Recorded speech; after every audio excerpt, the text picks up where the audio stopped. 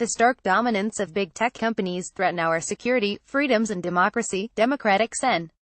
Franken of Minnesota said Wednesday, citing a number of revelations, including Russia's apparent attempts to manipulate social media to create a further wedge in America's already divisive political climate. Franken says that we desperately need to conduct vigorous oversight, in the form of investigations and hearings, to fully understand current practices and the potential for harm. Franken's remarks came during an event at New America's Open Markets Institute, and were adapted for an op in The Guardian.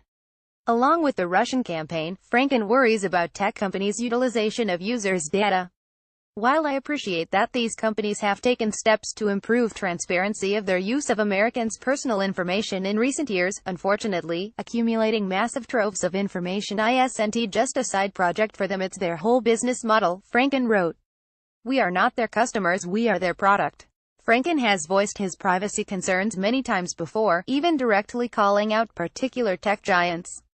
He sent a letter to Apple in September voicing his apprehension over the new iPhone X's Face ID technology. Franken not only described his reservations, but also set further details on how the facial recognition tool works and its implications.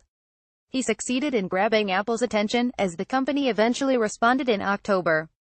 Franken also worries that these companies, specifically Google and Facebook, will continue to almost unilaterally control Internet news traffic referrals, meaning that 3 out of 4 times an Internet user accesses a news story online, they get there via Google or Facebook. Facebook and Google, in total, account for roughly 90% of the growth in new advertising revenue, leaving some small news publications desperately grasping for funding, while also worrying about their respective futures. Related, Facebook and Google dominate more than just ad revenue. With this unprecedented power, platforms have both the incentive and the ability to redirect into their own pockets the advertising dollars that once fueled the newspaper business, Franken asserts. And it wasn't just Google, Facebook, and Apple, which are certainly growing in power, but are also more recently growing as a frequent punching bag of liberals and conservatives alike. Franken also confronted Amazon's ever-expanding business empire. Currently, Amazon controls over 83% of ebook sales, nearly 90% of online print sales, and almost 99% of digital audio sales, he explained. Amazon has since used its unprecedented monopoly power to force publishers to agree to contract terms and conditions that the publishers say have stalled price competition among book distributors, ultimately resulting in higher ebook prices for consumers.